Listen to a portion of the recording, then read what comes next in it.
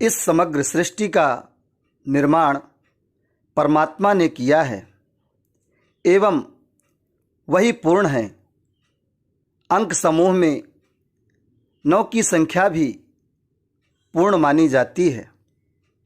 राष्ट्रपति पुरस्कार प्राप्त पूज्य पंडित श्री श्याम नारायण शास्त्री जी ने उपरोक्त संदर्भ की बड़ी मार्मिक व्याख्या की है। हम सभी इस संयोग को प्राप्त कर अपने जीवन को धन्य करें। निश्चितं वदामि ते न अन्यथा वचांसि मे, हरिं नराज भजन्ति येति दुस्तरं तरन्ति ते। इस प्रकार से पूरे मानस भर में, वो तो प्रसंग बड़ा लंबा है, ईश्वर के नाम में भी व्यंजन के और स्वर के संख्या के आधार पर 108 होता है। 108 को 1 8 9 ही होता है। गाड को भी आप अंग्रेजी के वर्णाक्षरों के आधार पर भी देखें तो GOD गाड में भी 9 ही अक्षर आते हैं। व्यंजन और स्वर को मिला करके देखें। और इतना ही नहीं, हमारे यहाँ माला जो बनती है, माला में 108 दाने होते हैं। 1 8 9 हमारे यहाँ रामचरितमानस के जिससे आधार लिया है, वेद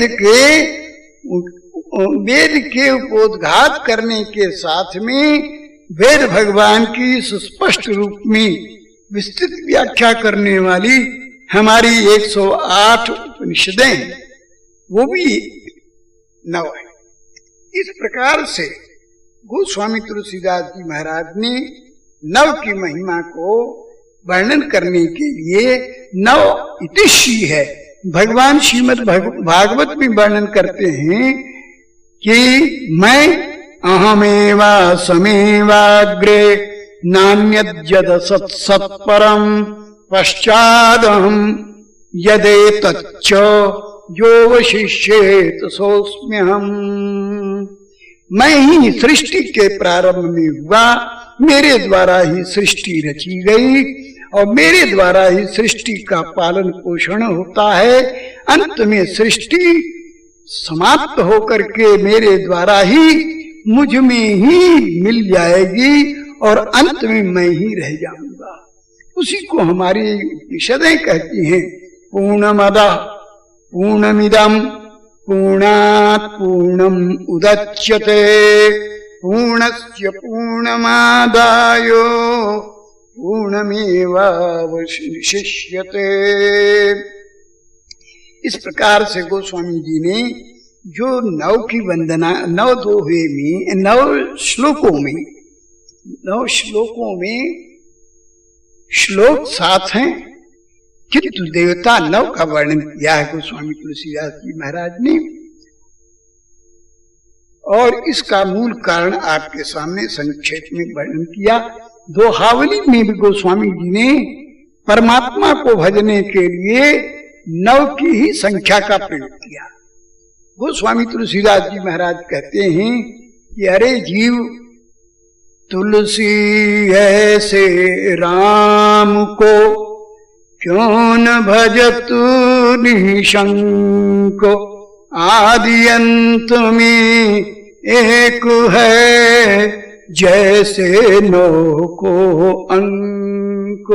9 का अंक आदि से लेकर के अंत तक और अनंत तक इसकी संख्या बढ़ाते चले जाइए, 9 के 9 ही रहेगा।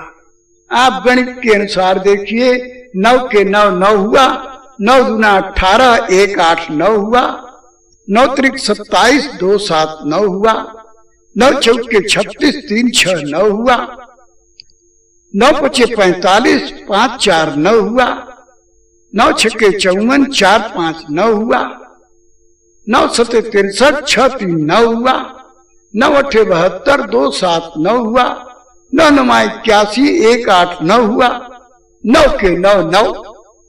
इसी प्रकार से इसको कितनों भी बढ़ाते जाइए, 11 9 99, 9 9 18, 1 8 9, 12 नमा 108, 1 8 9, 13 नमा 117, 7 2 9। तो ऐसी स्थिति में इसी प्रकार से बढ़ाते चले जाइए और वो 9 अपनी जगह पर रहेगा। ये 9 ब्रह्म का प्रतीक है। ब्रह्म शब्द भी उपनिषद के आधार पर जो बना है, उस ब्रह्म शब्द में भी 9 का ही 108 है। सब मिला जुला करके व्यंजन और सभी व्यंजन मिला करके 108 होते हैं संख्या में, और 108 की संख्या में ब्रह्म ही है। तो गोस्वामी जी का संकेत करते हैं कि तुलसी ऐसे राम को क्यों न भजत निशंक, आदि अंत में एक है जैसे 9 को अंक। परमात्मा पहले भी था, आज भी है। परमात्मा के द्वारा सृष्टि हुई और परमात्मा के द्वारा सृष्टि का पालन हुआ। परमात्मा के द्वारा सृष्टि का अंत में संहार होगा। बचेगा परमात्मा। आदि में भी परमात्मा था और अंत में ही भी परमात्मा रहेगा। तो जो आज से लेकर के अंत तक रहने वाला है, कभी अविनाशी है, जिसका कभी भी नाश नहीं हो सकता है, उसको भजने में जीव का कल्याण है। इसलिए गोस्वामी जी कहते हैं भगवान को भजना चाहिए। और अपने मानस में भी वर्णन किया, यही मोह आदि मध्य अवसाना, प्रभु प्रतिपाद्य राम भगवान। इसके साथ में गोस्वामी जी ये भी संकेत करते हैं दोहावली में कि भाई परमात्मा को भजने के लिए 9 की तरह, क्योंकि 9 अविनाशी है और 8 विनाशी है। 8 को घटाते घटाते घटाइए तो शून्य रह जाएगा। इसलिए गोस्वामी जी कहते हैं संसार जो है वो 8 की तरह से है। संसार में अकेले आए हैं, अकेले ही जाना है।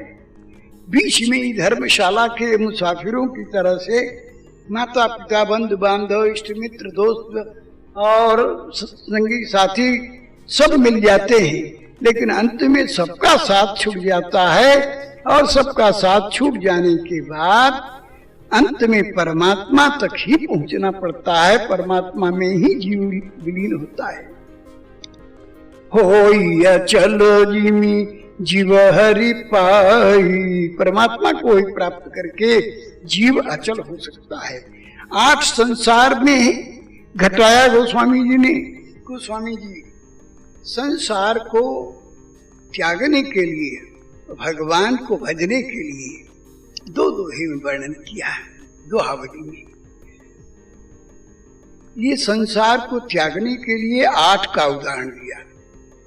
बोले तुलसी ऐसे राम को